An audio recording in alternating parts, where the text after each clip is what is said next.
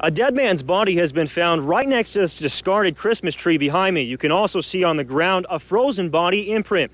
We interrupt your normal broadcasting to take you live out of Tarleton, Jefferson County, where a tanker has exploded. This cash store was just robbed moments ago at gunpoint.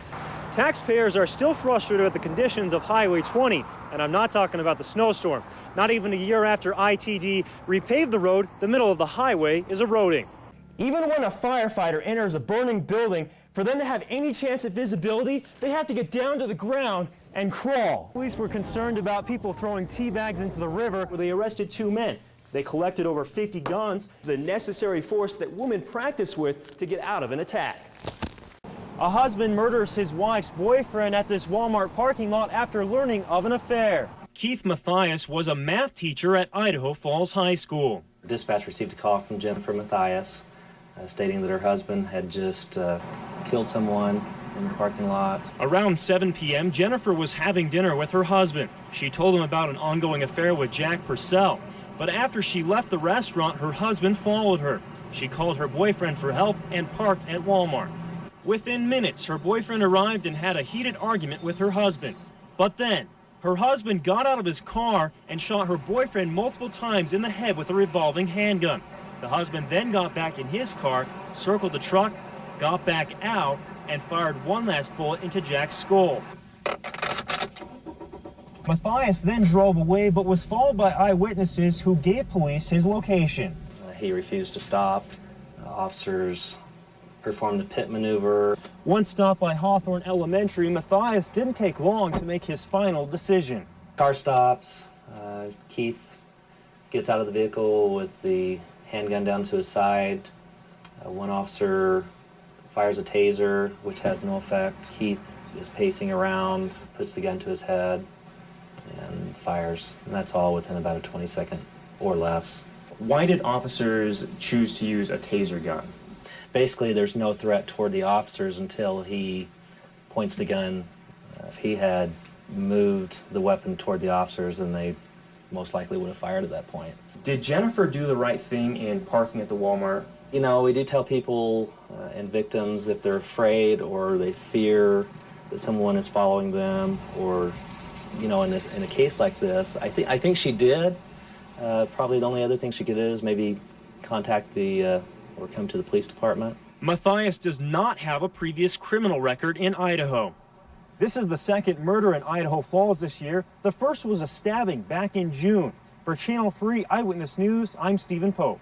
This is all that is left after a huge tanker explosion. You see that scrap metal on the left there? It's supposed to look like that tanker on the right, but after 35,000 gallons of fuel have incinerated the place, there isn't much left. Whoa! Oh my God! Well, you can feel the heat. Chaos best describes what happened last night. A tanker that was in the process of unloading its fuel ignited at Ike's Tesoro near Mud Lake. No one was hurt, but the driver was just behind the trailer when the first explosion happened. Something went wrong while he was unloading, and some vapors from the tanker got into the engine of the truck. He just said everything blew up and he got away. The driver didn't have much to say. How do you feel? About half scared. But like the boss said, we're not supposed to comment on nothing. The first explosion caught many off guard. We were sitting in the diner getting ready to eat, and somebody came in and said one of the tankers had blown up. I was stunned because I was just about to stop there and eat, and I'm so glad I didn't. Everything was on fire. I don't think it was getting to the gas station quite yet, but it was getting pretty close to it. But the explosions that followed lit up the sky. Talked to people that seen it clear over into Manan. Flames reached 100 feet high. At 5:30 p.m. Thursday night, every emergency response unit in the area, many volunteer firefighters were called to the scene. It's pretty amazing that no one got hurt, but I think it's the time of night that it helped that things were quieted down a little too. There wasn't a lot of people out there. And these tanks are in the back of the store where most of the population that goes inside the store is up front by the highway. It took fire crews nearly 2 hours to extinguish the flames, which kept reigniting.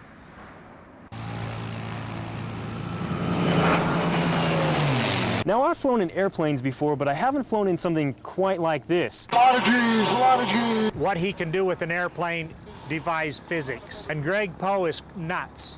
He's absolutely certifiably insane. And when you see him fly, you'll understand why I say that. I wish someone had told me that before I got to the MX2 with Greg Poe. How you doing? I'm handling it okay. Look out to the side. Look out to the wingtip. There you go. Yeah, I'm definitely blacking out a little bit there. This weekend is not going to be your grandfather's old barnstorming kind of air show. This is new age, high tech. This airplane is the top unlimited aerobatic airplane in the world.